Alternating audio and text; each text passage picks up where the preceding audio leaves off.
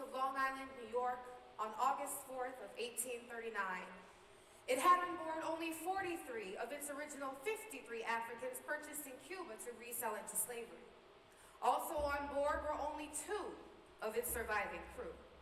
What their captors did not know was that just as Toussaint Louverture had stated some 50 years earlier, while overthrowing Napoleon's army to gain freedom in Saint-Domingue, was that them thought they had captured slaves.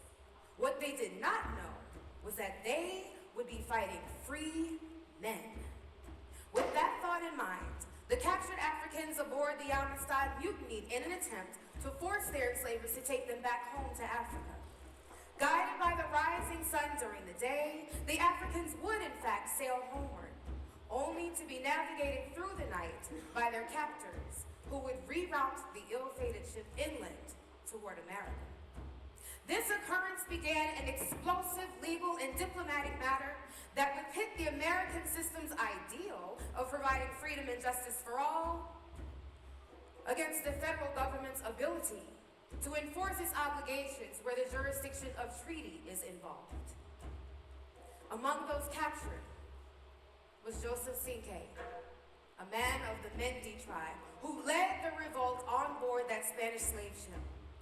The result of the illegal capture of the free Africans ensured 2 lawsuits. The Washington officers of the U.S. Navy ship that intercepted the Amistad brought the first case before a federal district court on salvage claims. The second case began in a Connecticut court when the state arrested the Spanish traders on charges for illegally capturing free Africans. On September 4th, 1839, 3 white abolitionists, Simeon S. Jocelyn, Joshua Levitt, and Louis Tappan, posted this letter to the public. These 3 gentlemen established the Amistad Committee and sought endorsements to help free the Africans as well as fund their legal and living expenses.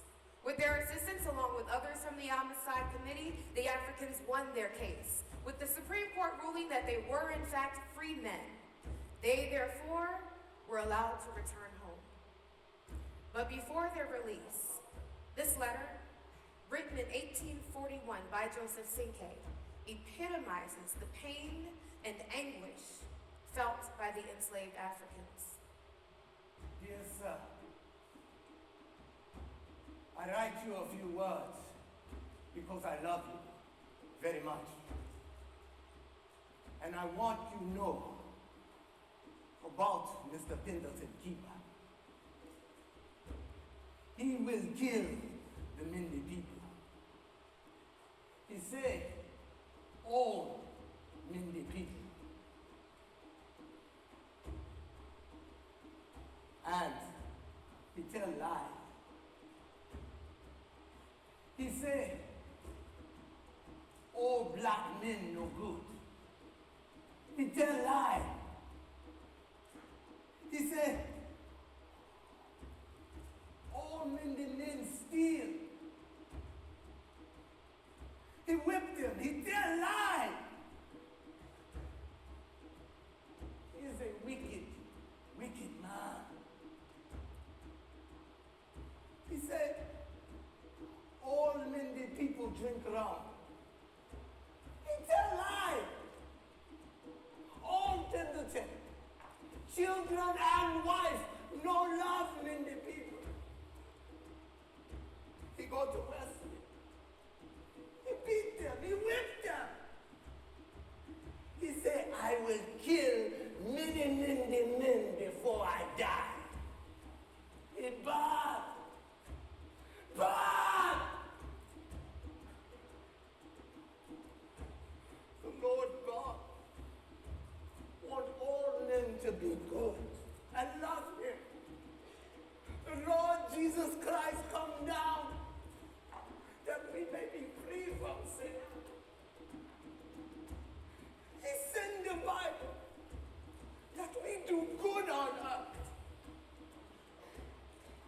My friend, I want you to pray to the great God. Give us free. Give us free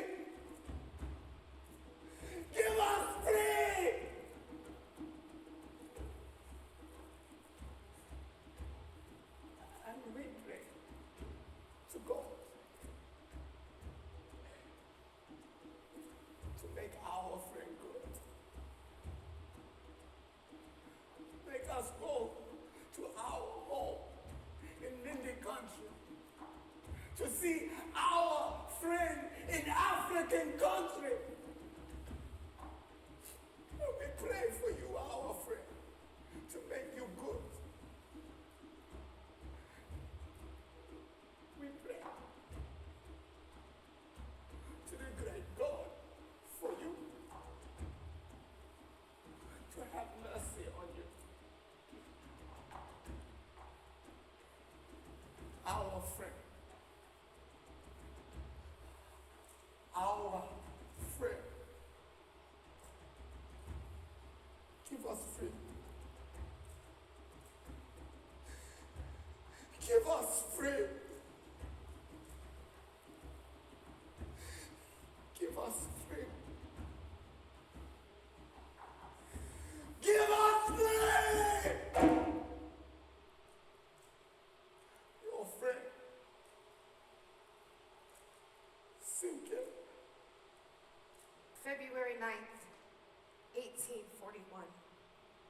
So profound was this case that the Christian Missionary Association convinced former President John Quincy Adams to come out of retirement to argue this case before the Supreme Court. I appear here on behalf of 35 individuals. The life and liberty of every one of them depend on the decision of this court. 3 or 4 of them are female children, incapable in the judgment of our laws of the crime of murder or piracy or perhaps any other crime. Yet, from the day the vessel was taken possession of by one of our naval officers, they have all been held as close prisoners. Now, for a period of 18 long months. The Constitution of the United States recognizes the slaves held in some of the states of the Union only in their capacity as persons. Persons held to labor or service in the state under the laws thereof. Persons constituting elements of representation in the popular branch of the national legislature. Persons, the importation or migration of whom should not be prohibited by Congress before 1808. The Constitution nowhere recognizes them as property. The words slave and slavery are studiously excluded from the Constitution. Circumlocutions are the fig leaves under which these members of the body politic are decently concealed. Slaves, therefore, in the Constitution of the United States are recognized only as persons entitled to the rights and held to the performance of duties. This person, aforesaid, described as a Negro, as a slave, is a Negro and a person of color transported from Africa in violation of the laws of the United States. This court should enable the United States to return these Negroes home to Africa in pursuit of the law passed by Congress March 3rd, 1829, entitled An Act in Addition to the Acts Prohibiting the Slave Trade. The President signed an order delivering men to the control of a naval officer for carriage beyond seas. The district court decided that the 36 Negroes were free men, that they had been kidnapped in Africa, that they did not own the Spanish names, that they were not properly described in the passport, but were new Negroes and fully entitled to their liberty. I have purposely avoided a recurrence to those first principles of liberty which might well have been invoked in argument of this cause. I have shown that the crew of the Amistad at the time was acting in a way forbidden by the laws of Great Britain, of Spain, and of the United States, and that these Negroes were free and fully entitled to assert their liberty. And that is what I have to offer.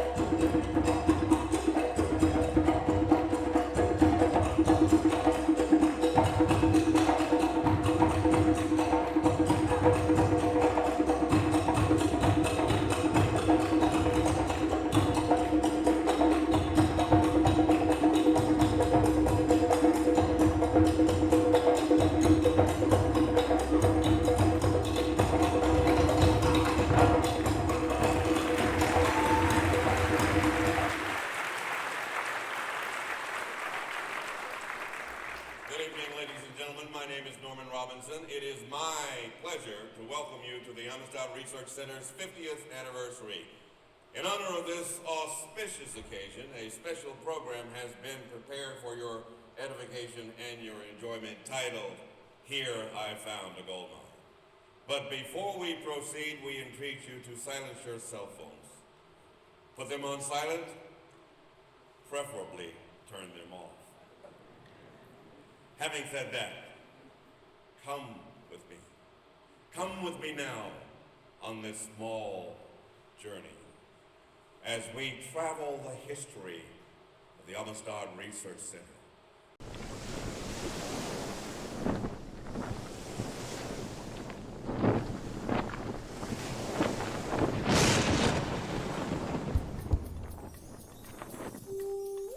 (1839), Cuba, Amistad Uprising. At sea, 53 Africans headed for slavery. Revolt, weeks pass. A phantom ship is spotted off the eastern coast of America. 2 months later, off Long Island, they are captured. The Amistad Commission, early abolitionists, worked tirelessly. In 1841, the Supreme Court grants the members of the Amistad Uprising their freedom.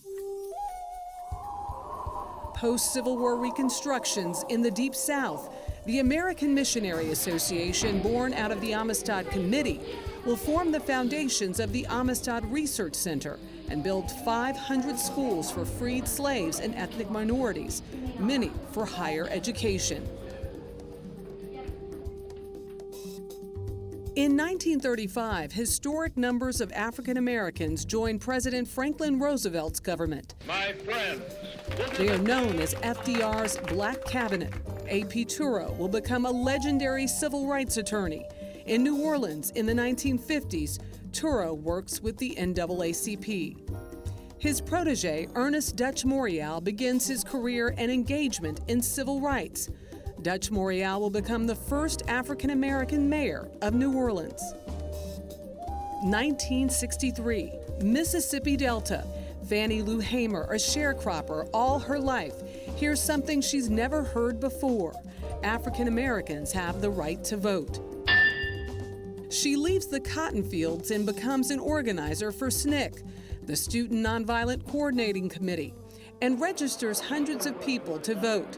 By 1964, Hamer and others have formed the Mississippi Freedom Democratic Party to challenge Mississippi's all-white political leadership. Farther south, Bogalusa, Louisiana, a notorious KKK stronghold. Ronnie Moore, a field secretary with CORE, organizes African Americans. The Deacons for Defense and Justice formed to provide protection for CORE's marches and voter registration drives.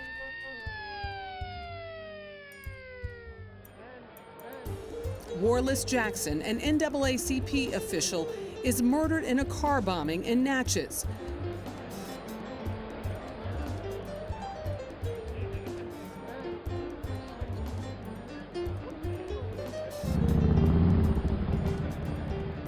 The FBI suspects the KKK's Silver Dollar Group. No charges were ever filed. Amistad's fine arts collection contains pieces from the early 20th century Harlem Renaissance to the 1960s Black Arts movement and contemporary Black arts.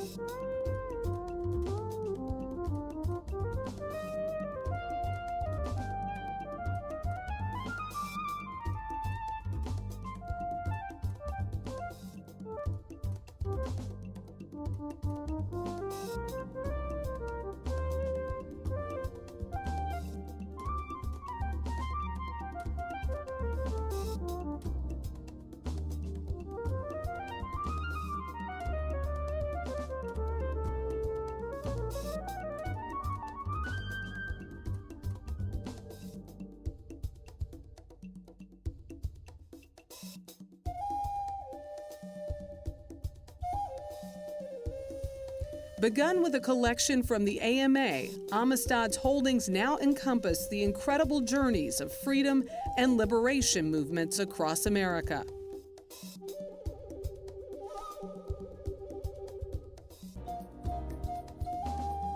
Support our research center with a donation and join us on this remarkable journey as we celebrate 50 years of history, 50 years forward. Thank you, Michelle. The Amistad Research Center was established by the United Church Board of Homeland Ministries at Fisk University in 1966 to house the historical records of the American Missionary Association. In 1969, Amistad became an independent nonprofit organization. And the following year, it relocated right here on the campus of Dillard University. By the early 1980s, Amistad moved to the United States Mint Building in the French Quarter.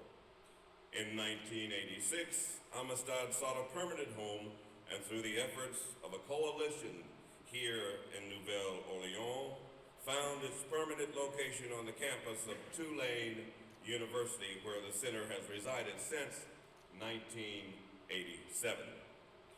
From its very beginning as the first archives documenting the modern civil rights movement, Amistad has experienced considerable expansion and its mission continues to evolve. The history of slavery, race relations, African American community development, and the civil rights movement have received new and thought-provoking interpretations as a result of scholarly and community research using Amistad's abundant resources. Our holdings include the papers of artists, educators, authors, business leaders, clergy, lawyers, factory workers, farmers, and musicians.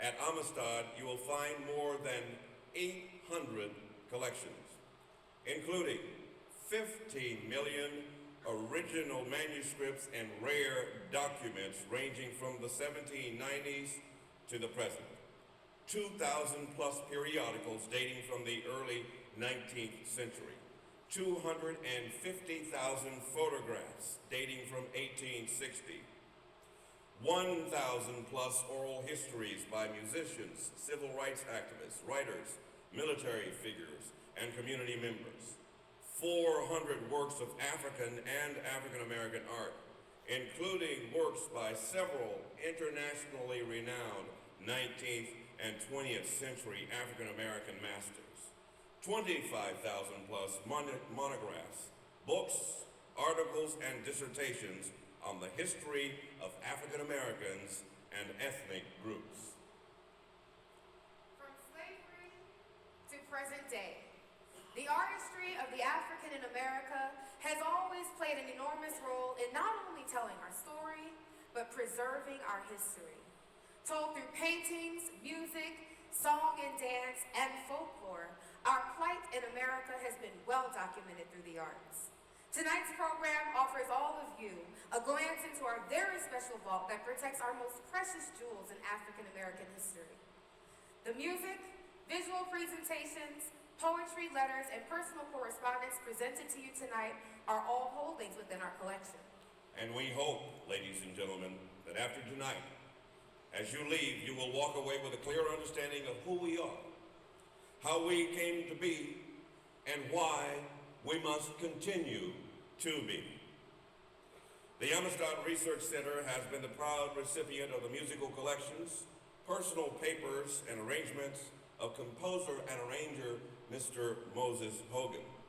Songs arranged by Moses were not only the musical documentation of a people, but serves as a documentation and a testimony to our very survival. A New Orleans native, Moses Hogan dedicated himself to preserving, documenting, and arranging the songs of enslaved African Americans through spirituals. Ladies and gentlemen, listen to the Moses Hogan Chorale singing Moses' special arrangement of the Negro spiritual I've Been Butte, danced by Ms. Giselle Nacker.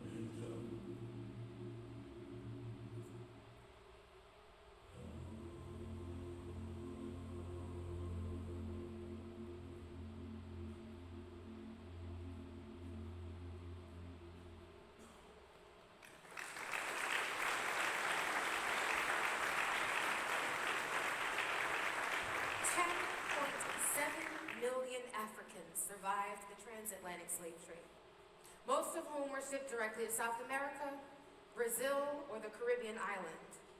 Only a small percentage ended up here in the United States. Transcending the Middle Passage, the Africans brought with them their rhythms and their melodies, their dance and their song. These songs spoke of our will to be.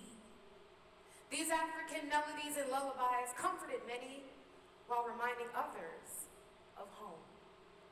Now, ladies and gentlemen, the Dillard University Vision Quest Program under the capable leadership of Reverend Ernest Salisbury.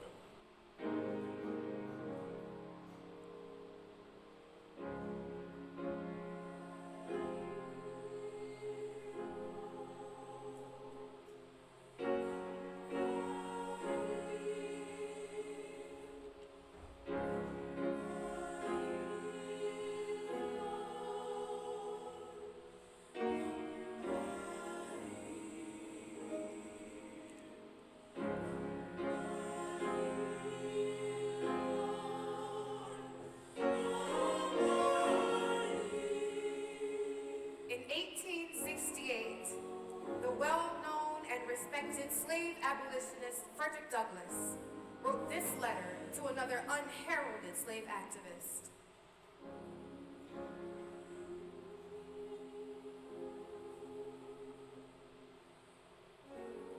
Dear Harry, I'm glad to know that the story of your eventful life has been written by a kind lady, and that the same is soon to be published. You asked for what you do not need when you call upon me for a word of commendation. I need such words from you far more than you can need them from me, especially where your superior labors and devotion to the cause of the lately enslaved of our land are known as I know them. The difference between us is very marked.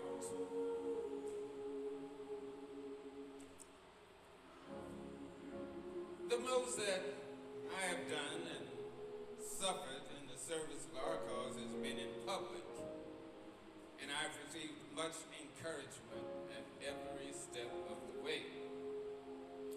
You, on the other hand, have labored in a private way. I have wrought in the day, you in the night.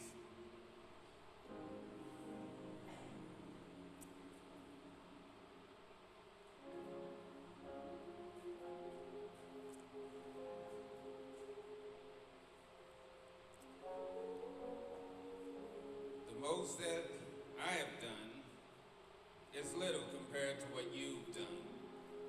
The most that you have done has been witnessed by a few trembling, scarred, and footsore bondmen and women whom you have led out of the house of bondage and whose heartfelt "God bless you" has been your only reward.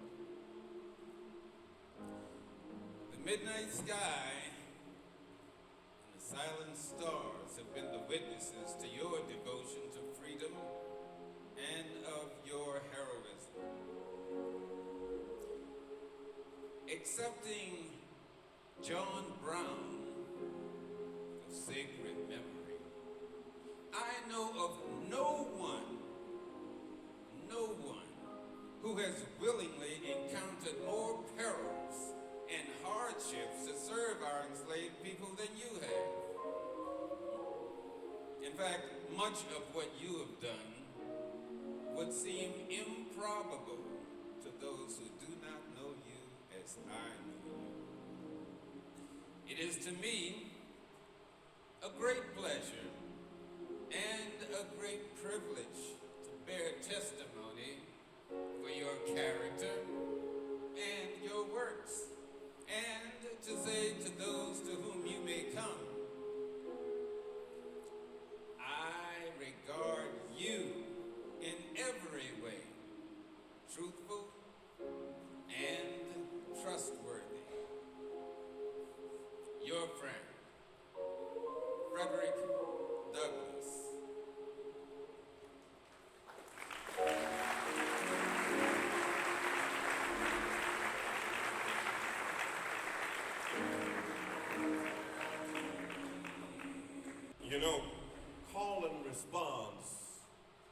another cultural retention of our ancestors. From the African lullabies to sleigh spirituals to the field songs of the workday, shout songs as they were often called, sung in the fields of the plantations, the praise houses of the backwoods, and used as directional guides of underground railroads. The music of the enslaved Africans in America transcends time. Work songs, no doubt, were the original blues songs. Many people believe the blues was based in an African culture. This is not so. The African never sang the blues. The first blues people were slaves, and the first slaves were blues people. The blues was never birthed out of a race of people that was never deprived of their home, their language, their religion, or their dignity. This is how the blues was born, in the hearts of the enslaved Africans. These are just a few of our depictions that show the hardships that created the blues of America.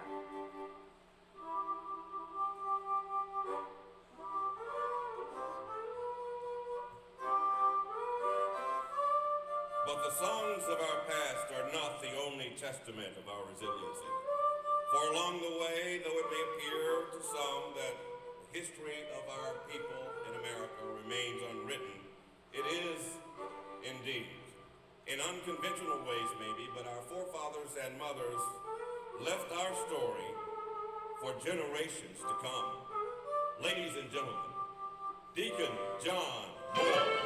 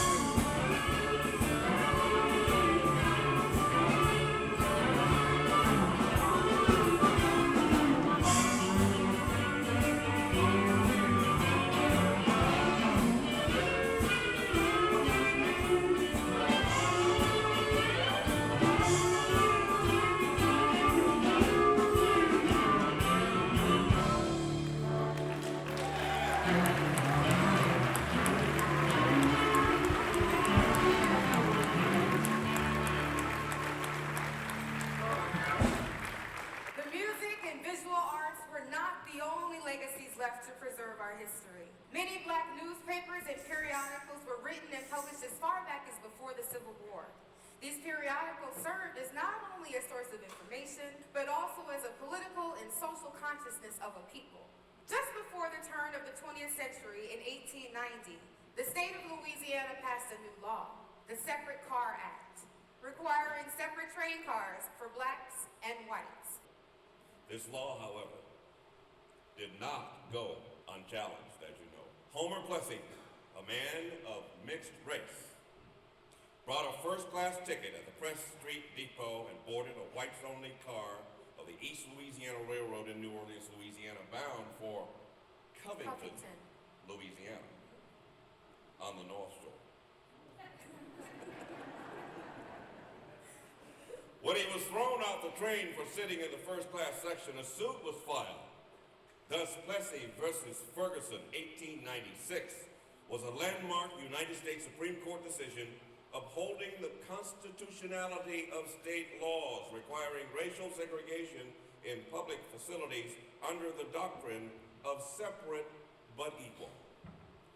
Inspired by the politics of the day and the fortitude of our people, poet, writer, and NAACP activist James Weldon Johnson penned a poem in 1900 that would stand for over a century the national anthem of the African American people throughout the world. Lift every voice and sing. So inspired by James Weldon Johnson wrote the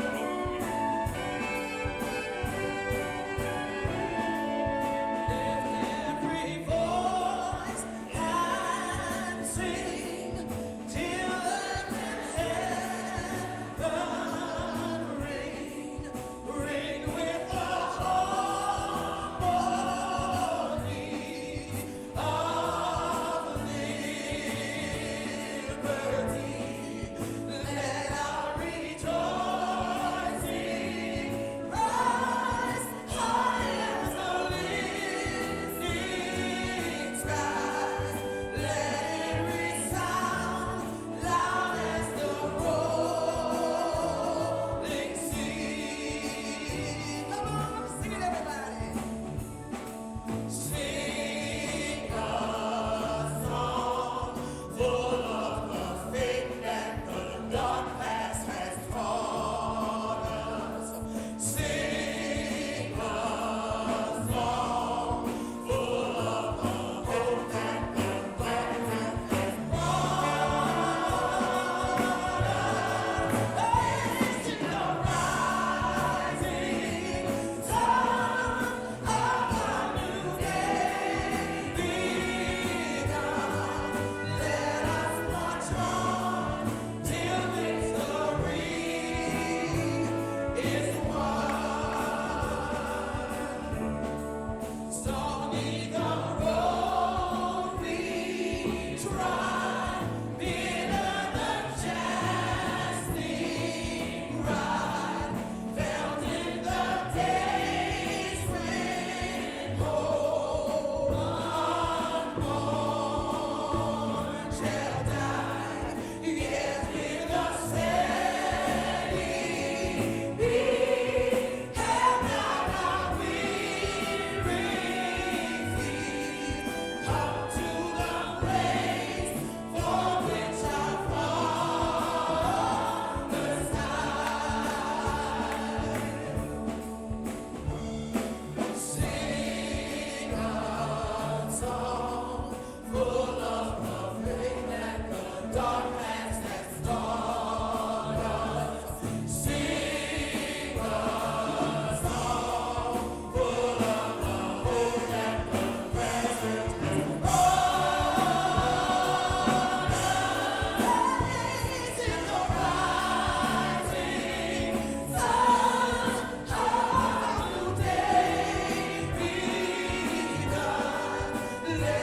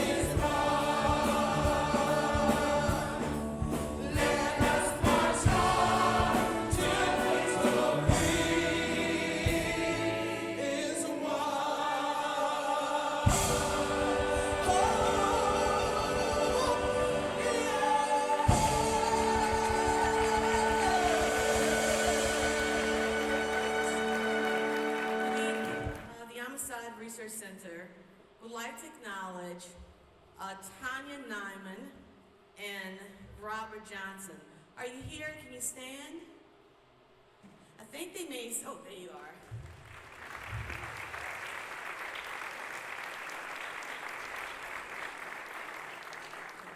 We just want to say thank you because without Clifton Johnson and the work that he did, to look at these collections and see the value and how important they were, and to also look around in 1966 and to realize how remarkable that time was, and we need to capture that history.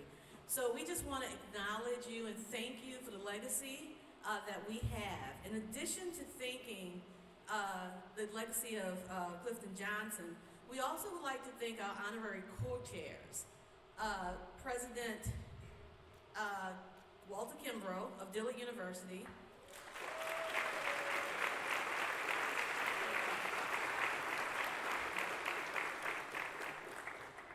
as well as President Michael Fitz of Tulane University.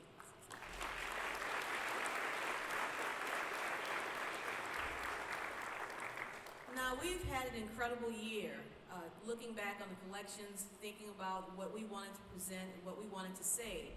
But when you're working on a project like this, you need support, tremendous support. And I want to thank Sherry and Alan Leventhal and Donna and Paul Flower for the tremendous support that you've given us. This night would not be possible without your help and support. So thank you.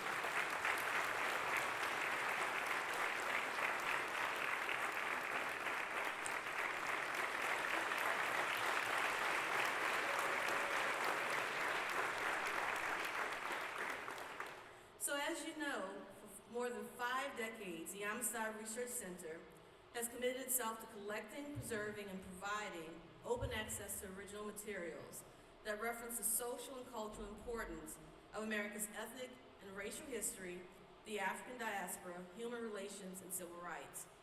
This year, we're raising the bar. This year, we are really looking at our community programs, and we've created 2 dynamic programs that we want to share with you tonight. The first program is Conversations in Color, and the other program is Amistad on the Go. Conversations in Color is our new year-long speaker series. Over the course of next year, we will host celebrated artists, scholars, civil rights activists, religious and community leaders from around the country to discuss various topics that have either impacted or captured or currently played a role in our community while offering thought leadership and creative solutions. Our second program is Amistad on the Go. For many of you, we all know and we all realize how important education is. And so what we want to do this year is to create a program that we can provide workshops, work with students K through 12 in the classrooms, teaching them how to use primary resources, but also provide the supplemental education that they need to meet the Common Core standards. And these programs are very important to us. And so this is our goal. This campaign tonight kicks off a year-long campaign for the 2016-2017 season, because we want to ensure that next year we can provide these programs. So we thank everyone that's here tonight, because this is the start of our campaign. And now I'll have our wonderful and dynamic board chair, President Board Chair Kim Boyle, speak.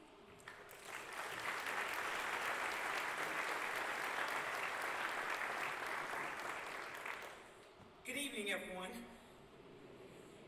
Okay, let's try that again. Good evening, everyone. Okay, this has been a phenomenal program so far. So the only thing I can really say right now is wow. The music presentation.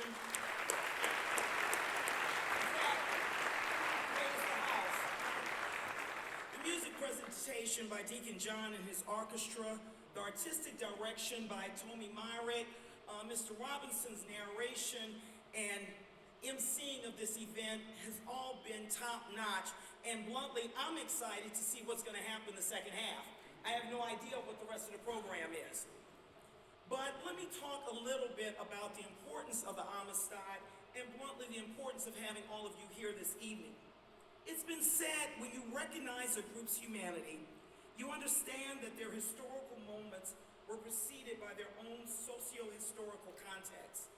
Tommye Myrick has done a phenomenal job this evening of bringing that together. We see what the history actually is, and we all know that you cannot move forward without knowing what your history is. This program and the Amistad Center has given all of us an opportunity to walk through history, read the letters and documents written by abolitionists, government officials, and others which led to the 1841 Supreme Court decision in the Amistad case. You can walk through the personal library of County Cullen from the Harlem Renaissance. The Amistad allows you to listen to Tom Dent's interview with Reverend Andrew Young, his work with the SCLC, his work with Dr. Martin Luther King, his work as mayor of Atlanta, congressman, and ambassador to the United Nations. You can review the photographs which capture the political, economic, and social empowerment of African Americans during the 1960s and the 1970s. And you also have the opportunity to view the sculptures of the great Elizabeth Catlett and watch and listen to the video interviews of even Manny Fresh and Mystical. The Amistad gives all of that to you. Now, over the past week or so, I've heard everyone celebrating the opening of the African American Museum in Washington, D.C. And that is to be celebrated. That is a monumental, historical event. But what I've been telling people, we have our own gem and treasure right here in the city of New Orleans.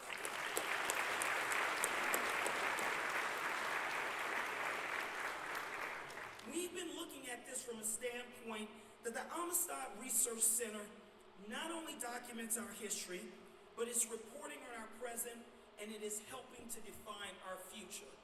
50 years of history, 50 years forward. Now, before I leave, and those of you who know me know that I can't leave without talking to you about some money. Gotta talk about some money, guys. We need some money. Bottom line is, this has just been a phenomenal event this evening. But as you know, it can't be done for free. I know most of you in this room, most of you are involved in the community, you sit on nonprofit boards, you're active, but you know that the work of our community cannot be done for free. Now, we have a goal of $200,000. We're almost halfway there. So I'm asking all of you to reach out and see what you can do to help us reach this goal. Now, let me tell you what reaching that goal will do, not just for the Amistad Center, but for our community at large. It means that by raising an additional $20,000 tonight, we can lift our programs from paper, reading documents, to actual existence by hiring the proper staff to draft curriculum. We've talked about the papers of Mary McLeod Bethune being at the Amistad Center. That's what we are talking about. Education. We know how critical that is in our community. $100,000 will allow the center to produce a projected 10-speaker series event. All of this will be completely open to our entire community. And when I say the community, I'm really talking about young people. We want young people to know what the history of this community is. And not just African American young people. It's important for everyone to know the role that African Americans made in the city of New Orleans, but our nation at large. Another $100,000 will allow us to hire an education coordinator, produce print and digital curriculum, have in-service workshops for teachers, because we want to bring it into the classroom. We got to bring it into the schools. It's just that important if you look at what's going on in our country today. And we want to have group projects for kids.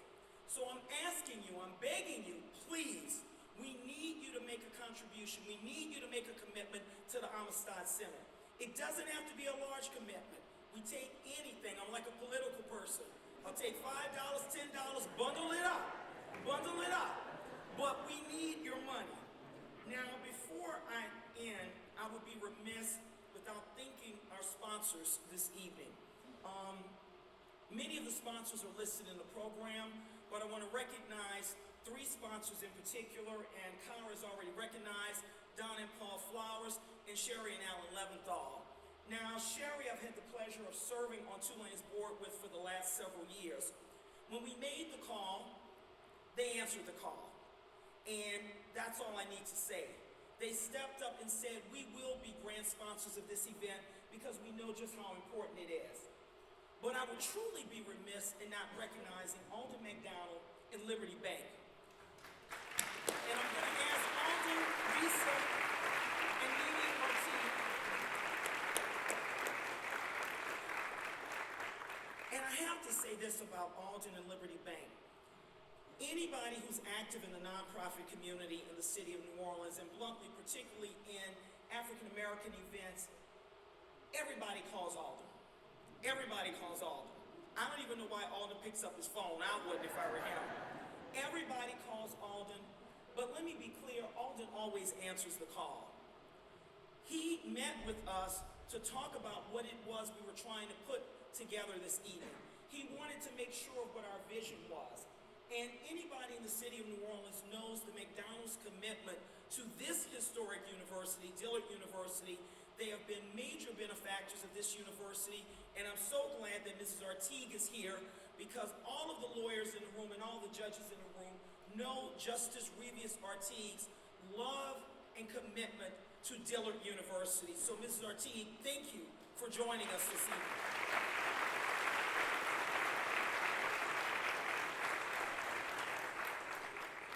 I'm honored that the president of Tulane University and the president of Dillard University agreed to be our honorary co-chair. I am privileged to serve on both boards. I serve on Tulane's board with Sherry Leventhal, as I said, but I'm also honored to serve on Dillard's board. I didn't attend Dillard University, but this is the university where my parents met. This is the university from which my mother graduated.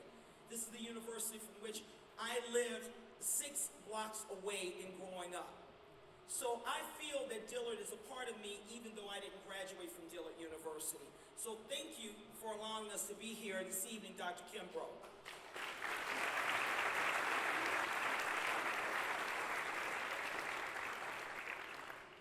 And Dr. Norman Francis.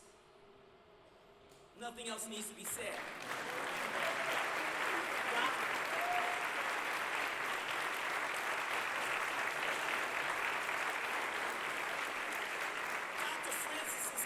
To the education of African American students, his commitment to this community, his commitment to this nation, his willingness to work and chair the Louisiana Recovery Authority after Katrina hit, after his own school had been flooded, after his own home had been flooded. Again, nothing else to be said except thank you, Doc.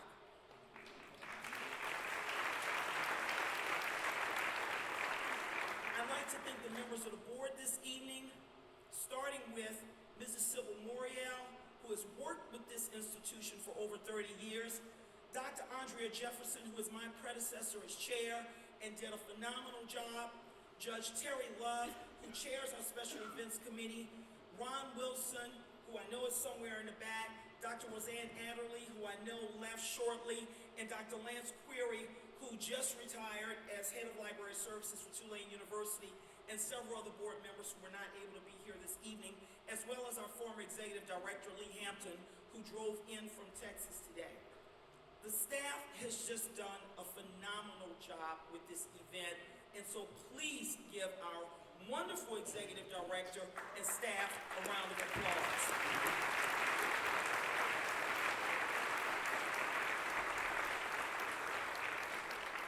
I'll end by saying that the time is now to make the Amistad great as our country continues to address these difficult issues of race, color, and divisiveness. The Amistad Center can help with this dialogue. So I'm asking you to please commit to us now. The amount does not matter, but the commitment does matter. I've said enough. It's time for us to go back to this wonderful program. So I'm going to turn it over to Mr. Robinson. Thank you.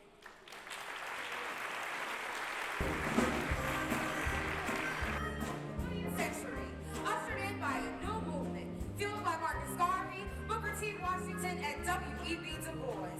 The Harlem Renaissance was a social, cultural, and artistic explosion, often referred to as the Jazz Age, the Roaring 20s, the Great Migration from the South to the North by Southern sharecroppers, descendants of slaves, was taking hold. Oh, work it, Joe.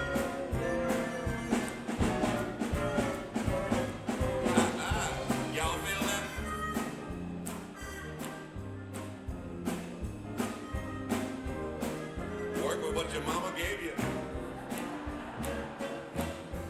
From the end of the First World War through the 1920s, 1.3 million black folks moved from southern countrysides and cities to the north, bringing with them their hopes, their dreams, their ambitions, and their traditions. They were on the move. It was the beginning of the new Negro movement.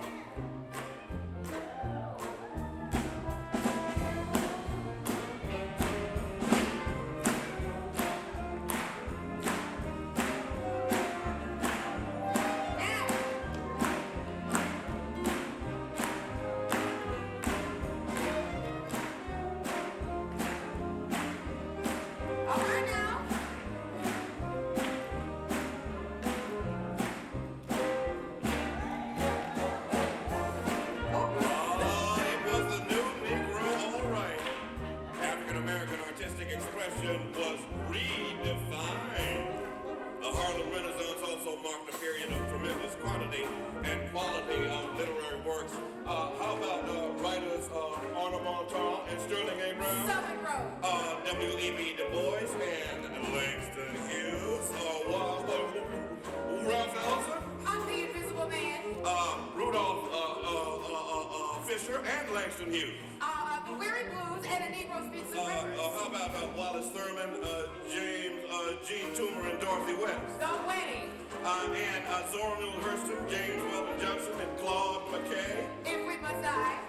Yes, ma'am. They were all writing and publishing about being black in America. Did you know that Arnold Montauk was born in Alexandria, Louisiana, and published his first set of poems in The Crisis? But the Plessy versus Ferguson decision of 1896, separate but equal, proved to be unequal. For anything separated from a whole can never truly be equal, can it? One simple poem exemplified the mental anguish still prevalent, depicts the Harlem Renaissance and the new Negro movement. How can we ever forget County Cullen's The Incident? Once, riding in old Baltimore, heart filled, head filled with glee,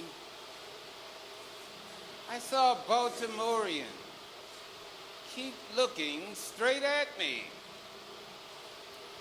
Now I was 8 and very small, and he was no bit bigger, so I smiled. But he poked out his tongue and called me nigger.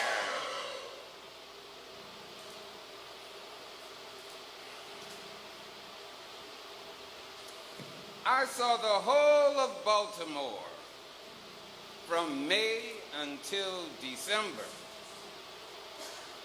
Of all the things that happened there, that's all that I remember.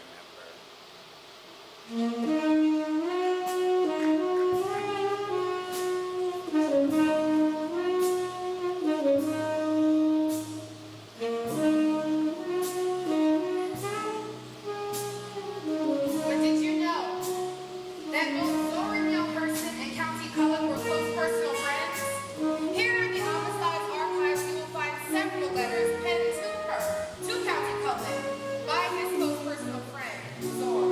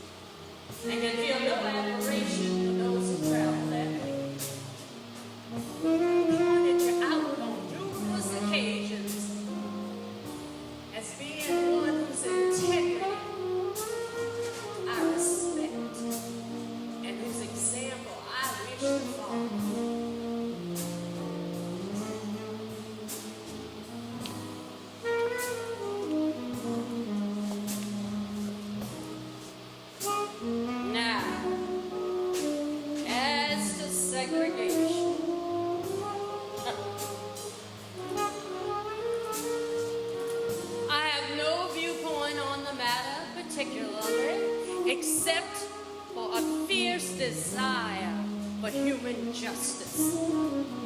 After that, it's up to the individual. Personally, I have no desire for white association, except where I am sought, and the contact is pleasurable, and the pleasure is mutual. Now that feeling comes from my own self-respect. So no matter how blue the eye or yellow the hair, I see no glory to myself in the contact unless there's something more than the accidental trace. Any other viewpoint would be giving much too much value to a mere white eye. Yes, I have offended several liberals among the white by saying this bluntly. I have been infuriated by having them ask outright or by direct implication, are you saying that you do not approve of the white left wing associating with Negroes? I always answer, no. And invariably I ask, why should the association bring so much pleasure to the Negro? Why any more pleasure than associating with a black Negro? Oh, they never fail to flare up at that, which proves they are paying for the devout worship many Negroes give them in the cheap coin of patronage, which proves they have the same superiority of race, the same feeling of superiority they claim to deny. Otherwise, why assume that you have done some noble deed by associating with Negroes? It shows an astonishing lack of courage.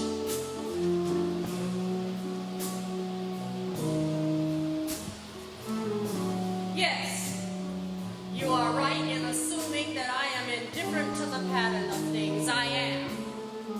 I have never liked stale phrases or boundless courage. I have the nerve to walk my own way, however hard. I am in search of reality, and I will not climb on the rattling wagons of useless illusions.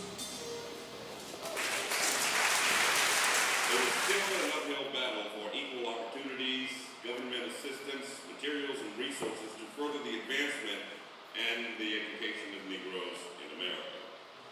President Franklin D. Roosevelt appointed an unprecedented number of African Americans to high positions. By mid-1935, 45 African Americans had positions in cabinet offices. In 1936, this group began calling itself the Federal Council on Negro Affairs. Although these leaders were not officially cabinet members, their role in advising the president on black employment, education, civil rights issues led the press to refer to them as FDR's Black Cabinet. Amistad is fortunate to have a section entitled The Writings that contains 4 boxes that are almost evenly divided between items written by Frank S. Horn, an outspoken opponent of racial segregation in public and private housing, and appointed by FDR as a member of the so-called Black Cabinet, and poems, magazine articles, and speeches entirely composed by fellow workers in the civil rights movement. There are also recordings that Horn conducted with the former workers in the Racial Relations Department and the so-called Black Cabinet of the Roosevelt administration. And of course, known as the First Lady of the Struggle,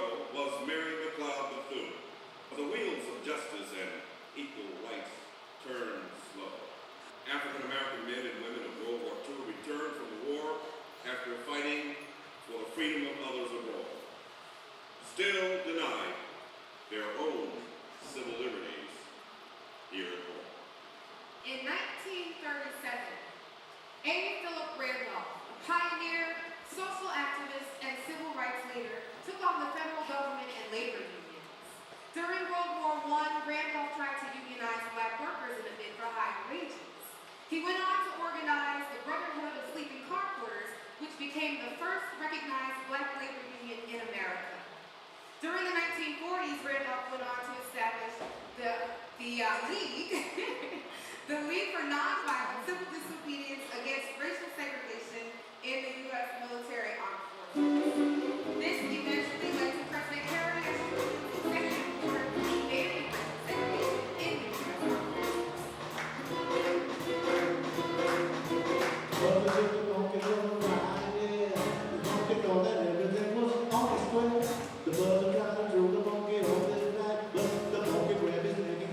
Listen, Jack. Straighten up and fly right. Straighten up and fly right. Straighten up and fly right. Cool down, Papa got to go to the top. In the Houston diamond, what's the use of driving? Straighten up and fly right. Cool down, Papa got to go to the top. The mother goes monkey, you're choking me. Release your hold, we'll set you free.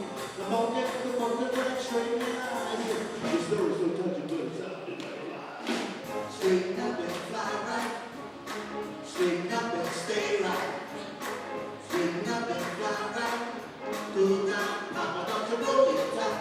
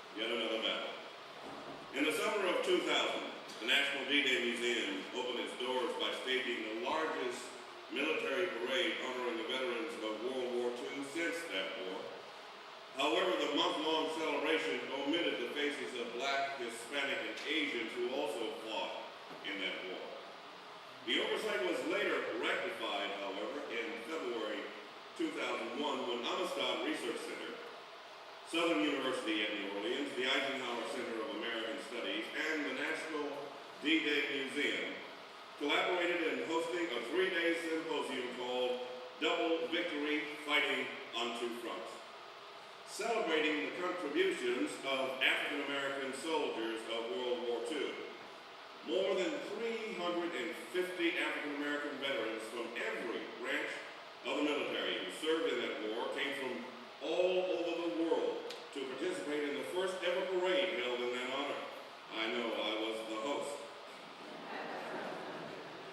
Their pictures, memoirs, and oral histories were recorded by Amistad and are preserved in our archives. I returned back to New Orleans, and I worked at Charity Hospital almost 5 years. I knew very well about segregation because all Negroes worked on the colored ward, and the whites worked on the white ward. And outside where the bathroom was, it said nurses. But inside it said Negro nurses use the laboratory marked ladies. Outside of theirs was marked nurses, but I had to use the one that the visitors used. Anyway, I worked there, and we were stationed, excuse me, they were building Charity Hospital, so I worked in the Fifth and Temple. It was a Negro building. I worked on 7th floor, and we had patients everywhere, all over the floor, 2 in a bed, dying, give me the bed, as soon as someone died. Anyway, at Charity Hospital, I wrote to the Army, and after my physical, I was accepted, and I went into Camp Livingston, Louisiana, and I stayed there about a year and a half, and the chief nurse was going around for volunteers, said, who want to be transferred to Fort Huachuca? And I was on my hours off for sleep, and I woke up and said, I want to go, I want to go. And when I opened the door, I said, I don't want to go, I was playing. She said, oh no, your name is down, you're going. And to Fort Huachuca I went. Fort Huachuca was all Negro, the 92nd Division was there. And they had a white section and a color section. I worked on the color section, and finally they put me on the white section. I was there about 3 years, and I was transferred to a German prison war camp in Florence, Arizona, way out in the desert. There was so much dust out there until you had to put things over your windows to keep some of the dust out. They had about 10,000 German soldiers there. There was not a single Negro man. There was only one Negro family in Florence, Arizona. You had to catch the bus about 100 miles and ride up to Tucson to the beauty shop or wherever you wanted to go. But there were about 30 of us there. There were white nurses, civilian nurses, and they quit. They said they were not working with Negroes. I said, we were sent here. We didn't just come here. The Army sent us here. So they all resigned. So we stayed there until all of the German prisoners were sent back to Germany. Sure enough, we had a couple of guys in there that were carpenters. We made a design, cut out the wood, stashed it in the back, and instead of going to the movies like we used to go to every night, sit on a log, ponchos, in the rain. I said, you're going to build your fathers tonight, because all of them were cut out. They had everything, and they built the tents. We went up to coconut tree and tapped into the line and got electric lights down the end. We had a captain who was named Apperson. Never forget him. He was from Lake Charles, Louisiana. He used to call up every morning. He didn't realize that we were listening, but he would call up through the system to ask down at the 1st and 2nd Marine depots that they had been doing all along. He'd call down every morning and ask how my niggas this morning. But we were listening to that then, okay? After we got the tents and the filers all built up, he called me over to his office. He said, Sergeant Marshall, I see you boys got filers down there. I said, yes, we do. I said, Captain, I don't understand how those guys been down here all these months and still sleeping in that mud. They didn't have gumption to get out of there and do what they had to do. I said, my men had more pride than they sleep in that like that when all that lumber was on the river, on the wharf. He said, well, now listen, Sergeant Marshall. He said, let me tell you. Next time you get ready to do something like that, you ask for permission. If I had asked for permission, we would have still been sleeping in that mud. And no question about it. There are other things that we need to consider in all of this, and it's the conditions that have developed through the years relative to the relationships and the lack of input that anybody, black, white, or whatever, can produce if he's held down. And I've always contended that the more we know, the better we can perform, the better we can produce. So we can all put into the pot if we have the training. So whenever we have been held down, we hold everybody down. Everybody has to be kept down. And I've often asked the question relative to the flying experiences that I've had and the people that I've contacted. And I asked the question, how many servicemen died in those bombers? The pilots, the bombardiers, the navigators, the gunners, the fathers, the sons, the husbands, until they had the protection of those black pilots who had been denied for such a long time the experience of escorting those bombers. It's a question that we should all consider, not only relative to the experiences over Europe, but in our everyday experiences whenever we hold somebody down or don't allow them to develop to their potentials, then we hurt ourselves. One Tuskegee airman who fought and survived was noted as saying the following.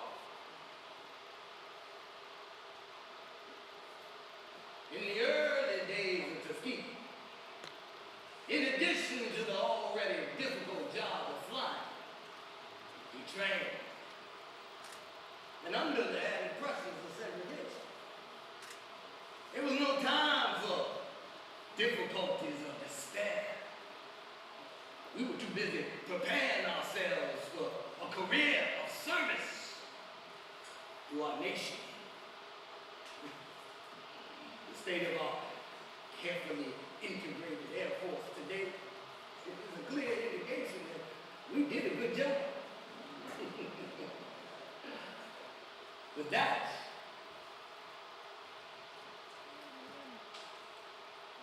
does not mean the future will be rosy, or that there are no more obstacles to overcome.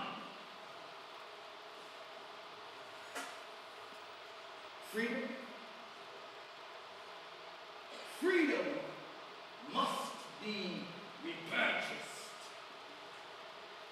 by every new generation.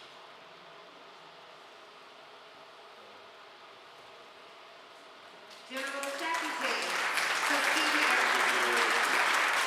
The desegregation of the armed forces opened the doors to Brown versus the Board of Education and the Civil Rights Movement.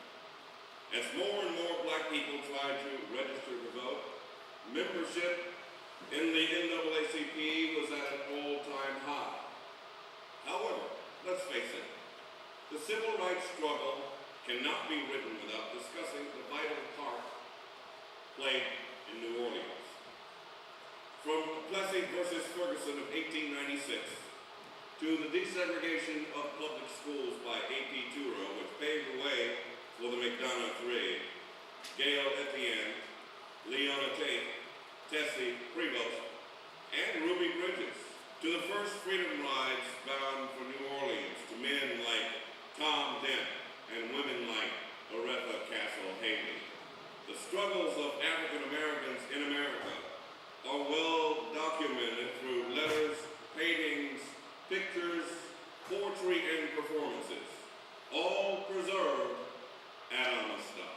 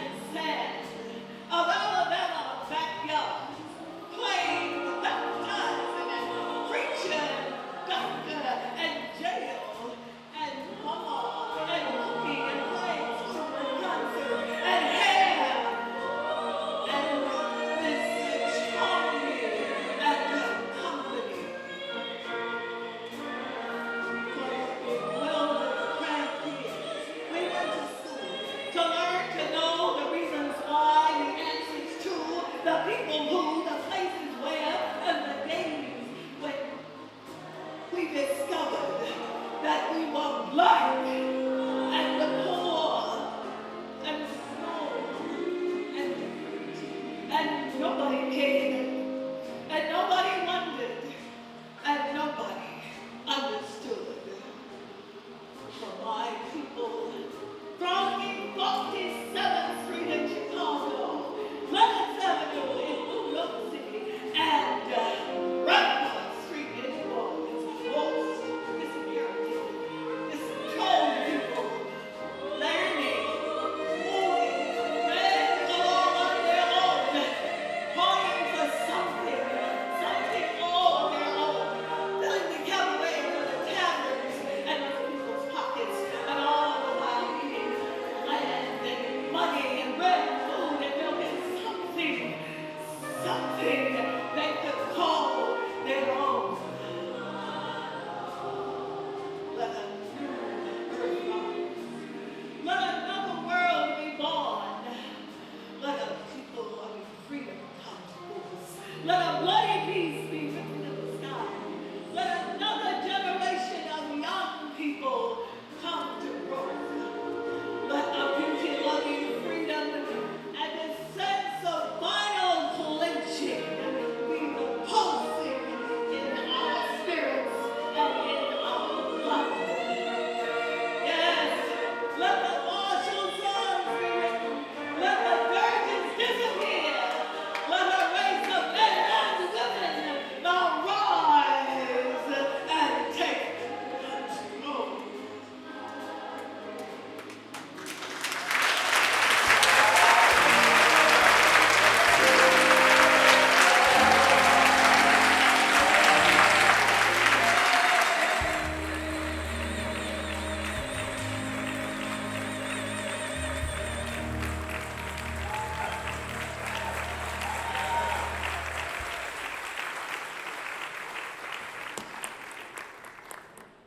What a journey we have taken.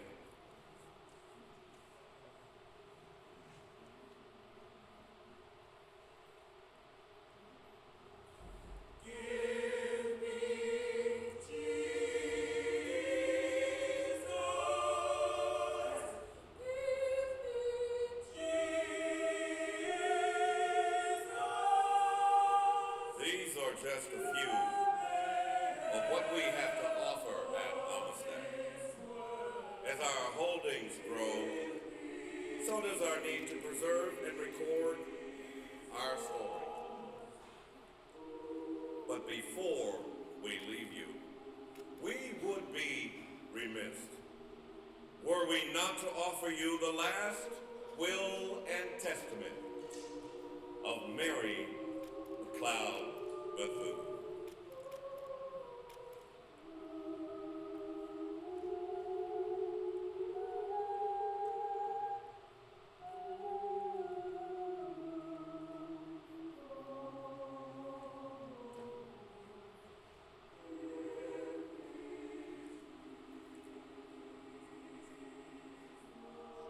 As I sit communing in my study, I feel that death is not far off.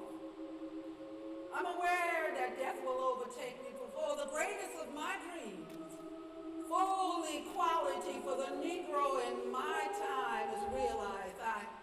I face this realization without fear or anger. I am resigned to death as all humans must be at the proper time, for death neither alarms nor threatens one who's had a long career of fruitful toils. Sometimes I ask myself if I have any legacy to leave. Truly, my possessions are few. Oh, but my experiences have been rich. Perhaps in them there is something of value.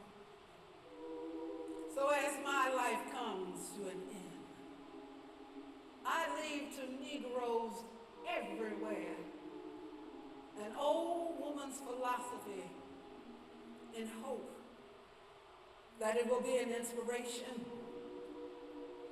Here then is my legacy.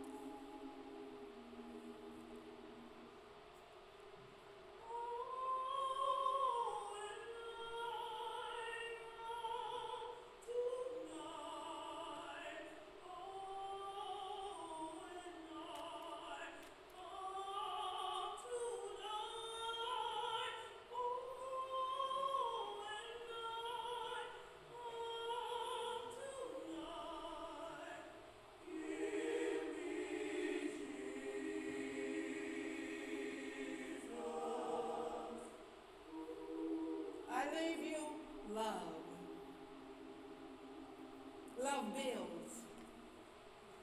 It is positive and helpful. It is more beneficial than hate.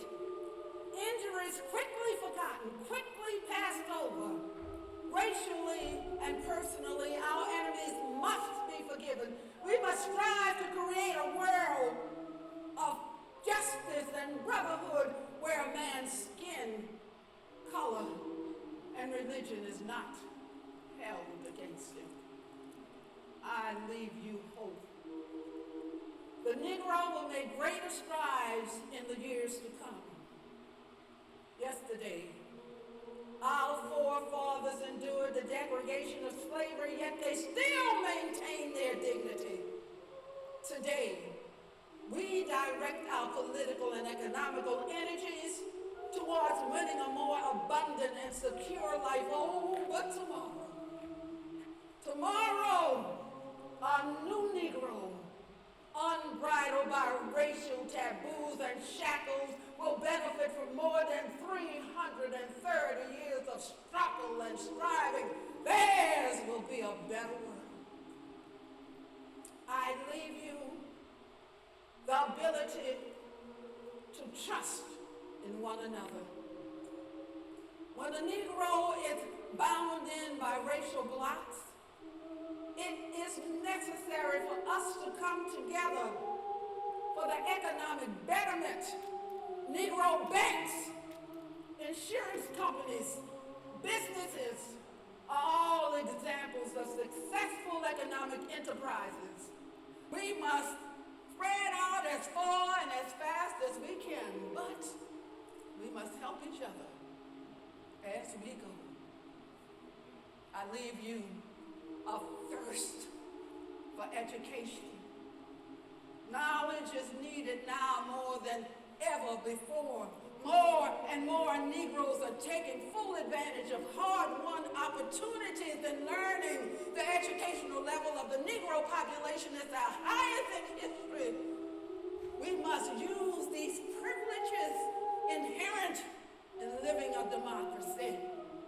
If this trend continues, we will have raised in increasing numbers strong and purposeful men and women equipped with vision, mental clarity, health, and education.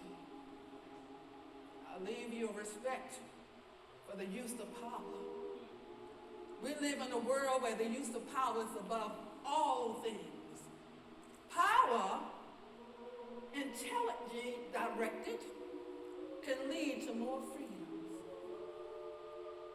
I leave you faith. Faith is the first factor in the life of service. Without faith, nothing is possible. Oh, but with faith, nothing is impossible. Faith in God is the greatest factor, but greater also is faith in oneself. Our forefathers strive for liberty and conditions far more onerous than we face now, but they never lost their faith. I leave you racial dignity. I want the Negroes to maintain their human dignity at all costs. We Negroes must recognize that we are the custodians and heirs to this great civilization. We have given something to this world as a race, and for that we are proud. We are conscious of the place we have in a total picture of mankind. I leave you the desire to live harmoniously with your fellow man. The problem of color is worldwide. It's found in Africa, Asia, Europe, South America. I want my American Negroes, North, South, East, and West, to identify their common problem and come together to find a solution. I'll leave you finally a responsibility to our young people. The world around us belongs to our youth, for the youth will take over its future management. Our children will never be discouraged from using their zeal. They will aspire to greatness, for they are the leaders of tomorrow. Faith, hope, brotherhood,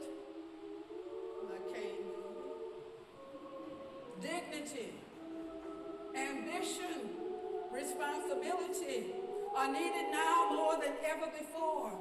We must cultivate them and use them in tools in the task of completing the development of equality for the Negroes. We must sharpen these tools in the struggles we face today and use them in new ways. Freedom's gate is partially ajar, but we must push it fully open. If I have any legacy to leave my people, it's my philosophy of living and serving. As I face my tomorrow, I'm content. For I feel I have lived my life well. Now I pray that my philosophy will be of help to those who share my vision of a world of peace, progress, brotherhood, and love.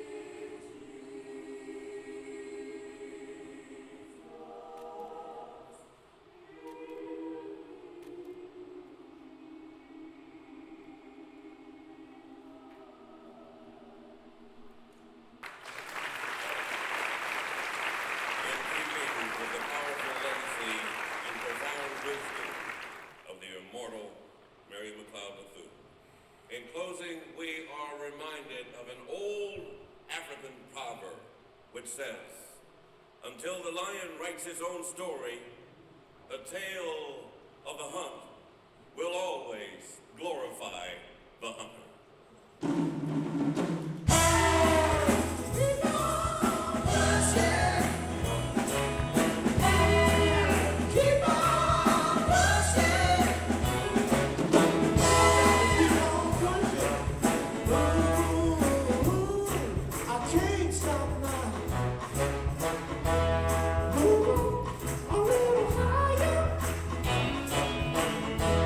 Somewhere, somehow.